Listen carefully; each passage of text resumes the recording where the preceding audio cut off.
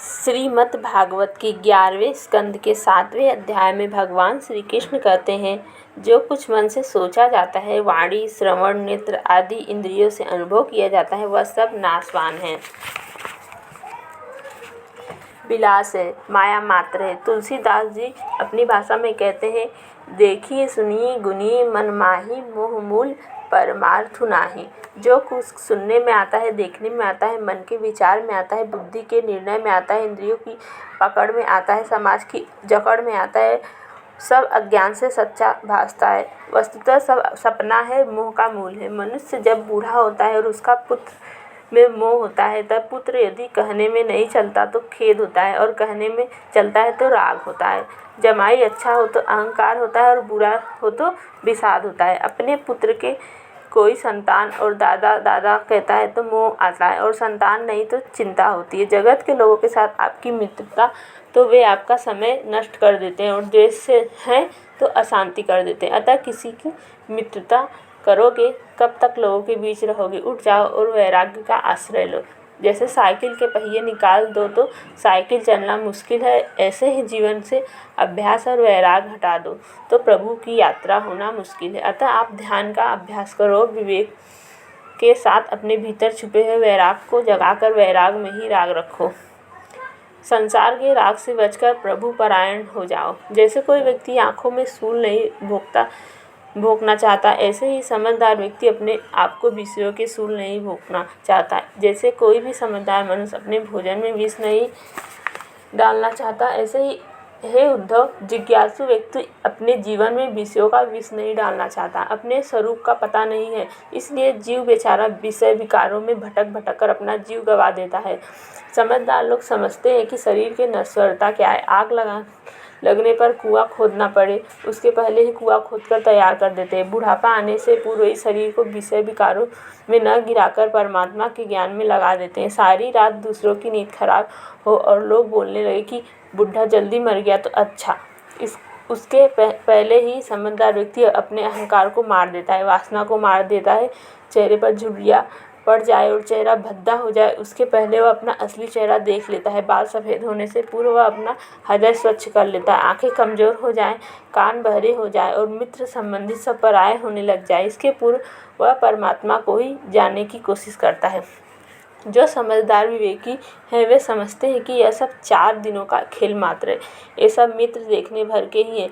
यह हमारा संसार अपने ही तरह बहता चला जा रहा है। मौत आकर उसे मार दे, उसके पहले ही वह अमिट आत्मा का ज्ञान पाकर मुक्त हो जाता है। जैसे अजगर का सिरहाना बनाकर कोई आराम नहीं करता, अग्नि को आलिंगन करने की कोई इच्छा नहीं करता, वमन किए भोजन को कोई ग्रहण करने की इच्छा नहीं करता, ऐसे ही विवेकवान मनुष्य विषयों की इच्छा नहीं करता। उसको तो बस यही लगन लगी रहती है कि परमात्मा को कैसे पालूं। हम कई जन्मों में कीट पतंग, बंदर, हिरण, देवता आदि बन चुके हैं। अब वह अमूल्य मानव जन्म मिला तो इसे सार्थक कैसे करें? उस वैराग्यवान को तो देवताओं के सुख भोग कुत्ते के सड़े हुए मांस जैसे लगते हैं, स्वर्ग की अप्सराएं मरी हुई हिरनी जैसी लगती हैं, प्रतिष्ठा और वाहवाही शुकर की विष्ठा जैसी लगती है। हम समझते होंगे कि जिन बुद्ध पुरुषों की वाहवाही होती है उनको बड़ा मज़ा आता होगा, लेकिन उनको न मज़ा आता है न सज़ा लगती है। मूर्ख को प्रतिष्ठा में रस मिलता है, संसारी को प्रतिष्ठा से सुख मिलता है, जबकि जिज्ञासु साधक के लिए वाहवाही झंझट है, ज्ञानी के लिए प्रतिष्ठा अप्रतिष्ठा सब मनोमात्र है, माया मात्र है। आप अपने मन की वृत्ति को अंतर्मुख करके देखो, फिर निंदा और प्रशंसा आपके लिए कुछ न रहेगी, भोग और त्याग कुछ न रहेगा, मित्र और शत्रु कुछ नहीं रहेंगे। जो समझदार हुए अपने एक एक श्वास को अनमोल समझता है, एक भी मनुष्य को व्यर्थ नहीं जाने देता। जैसे एक तैराक को पता लगता है कि मझधार में गहरा पानी तो पहले से ही कमर में तुम्बा बांध लेता है, ऐसे ही संसार सागर से पार होने के लिए विवेकी साधक ज्ञान का तुम्बा बांध लेता है। गुरु और शिष्य जा रहे थे। गुरु ने कहा, देख बेटा, कुछ बनना मत, बनेगा तो बिगड़ेगा। ऐसे ही साधक कुछ बनने की इच्छा नहीं करता, मुखवता जड़वता काष्ठवत करता है। बेटा तू सावधान रहना, कुछ बनना मत, सतर्क रहना। लेकिन जीवन को बनने की पुरानी आदत है। गुरु शिष्य घूमते घामते किसी राजा के बगीचे में पहुँचे। वहाँ कुछ कमरे भी बने थे। राजा यदा कदा उस बगीचे में घूमने फिरने आया करता था। शिष्य एक कमरे में जाकर सो गया एवं गुरु दूसरे कमरे में। इतने में राजा घूमते घूमते इधर आया और देखा कि उसके कमरे में कोई सो रहा है। राजा के नौकर से पूछा, तू कौन है? शिष्य, मैं साधु हूँ।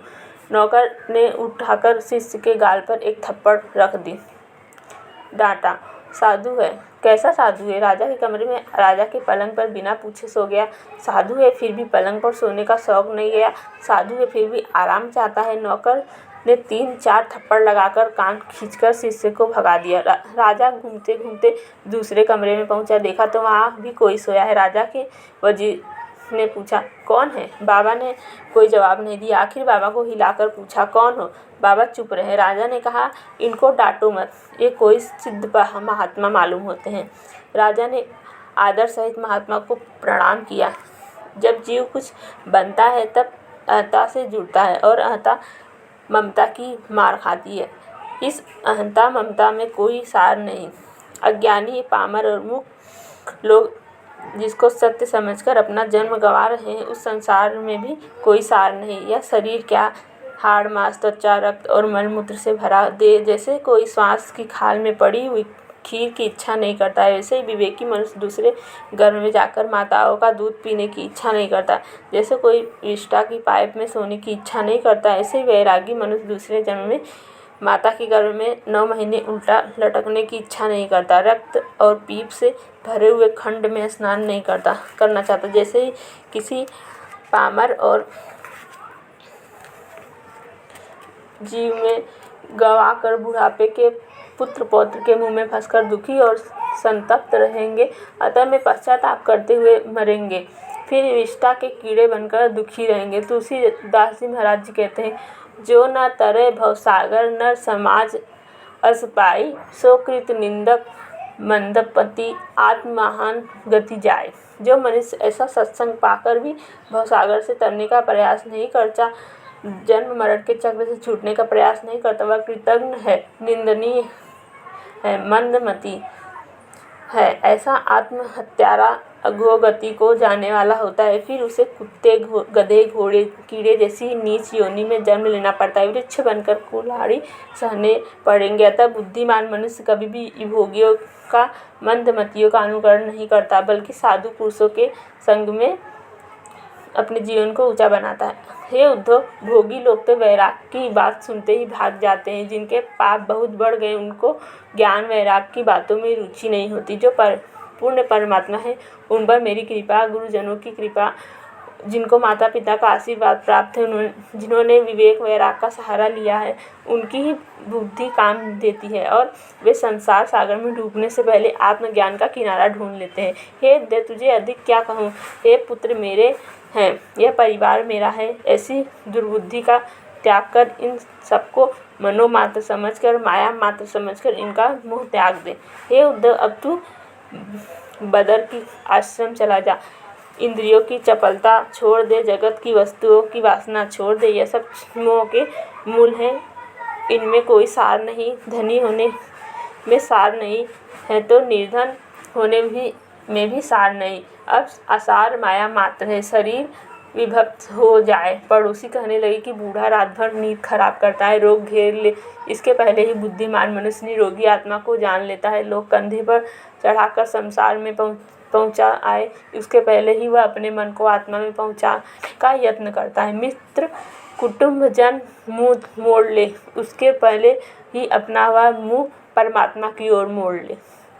बुढ़ापे में पैर शिथिल हो जाए, उसके पूर्व ही वह संत के द्वार पर पहुंच जाता है। बुढ़ापे में कान बहरे हो जाएं, उसके पहले ही ब्रह्म विद्या सुन लेता है। आँखों की रोशनी मारी जाए, उसके पहले ही महापुरुष के दर्शन करके आत्म शांति को पा लेता है। बुद्धि अस्थिर हो जाए, उसके पहले ही वह बुद्धि को आत्मा में स्थिर कर लेता है। हे उद्धव, ये आँख के विषय, कानों के विषय, नाक के विषय, जीवा के विषय, शिश्ना के विषय ही मनुष्य को भटका देते हैं। ऐसे मछली स्वाद में अपना जीवन बर्बाद कर देती है, ऐसे ही तू जीवा के स्वाद में अपना जीवन बर्बाद कर देता है। ऐसे ही तू बाहर के गीत गान में अपना समय बर्बाद मत करना। जैसे पतंगा दीपक में अपने जीवन को नष्ट कर डालता है, ऐसे तू अपने जीवन को दृश्य में मत उलझा डालना। जैसे भ्रमर सुगंध में अपना जीवन समाप्त कर डालता है, ऐसे ही सुगंधों के पीछे तू अपना जीवन बर्बाद मत कर देना। हाथी हथनी को देखकर स्पर्श सुख लेने जाता है और गड्ढे में गिर जाता है, फिर सारा जीवन महावत की गुलामी सहता रहता है। माया रूपी महावत की गुलामी सारी ज़िंदगी सहकर अंत में क्या मिलता है, अंत में क्या हाथ लगता है। जैसे चूने के लड्डू मक्खन के पिंड जैसे लगते हैं, लेकिन खाने से जीवन की मृत्यु हो जाती है। ऐसे ही मनुष्य बाहर से सुखी दिखते हैं, किंतु भोगने के से बल बुद्धि तेज आयुष का नाश हो जाता है। तो जैसे समझदार व्यक्ति समुद्र का जल पीने की इच्छा नहीं करता, वैसे ही विवेकवान मनुष्य इंद्रियों के भोग की इच्छा नहीं करता। श्री कृष्ण कितनी सुंदर बात कह रहे हैं। मैं जो कहता हूँ उसको समझकर संसार से उपराम हो जाओ। मैं तुम्हारे हृदय में छुपा हूँ, उसमें तुम आराम करो, फिर मेरे में और तुम्हारे में कोई भेद नहीं रहेगा। विषयों की गुलामी करने से तुम तुच्छ हो जाते हो, दीन हो जाते हो, और अपनी आत्मा में आराम करने से तुम परमेश्वर हो जाते हो। उद्धव, चुनाव तुम्हारा है। श्री कृष्ण उद्धव से कहते हैं, हे उद्धव, मेरे साथ जाने की इच्छा छोड़ दे, उस अंतर्यामी आत्मा का सहारा ले, वैराग्य का सहारा ले, विवेक का सहारा ले। तू बदरिकाश्रम चला जा और मैंने तुझे जो उपदेश दिया उसको विचार कर अपने निज स्वरूप को पा ले। एक बार निज स्वरूप का ज्ञान हो जाने पर मेरे हृदय में शोक और मोह का स्थान नहीं रहेगा। तू उस परम शांति को पा लेता है जहाँ मैं स्वयं विश्राम करता हूँ। जय श्री कृष्ण।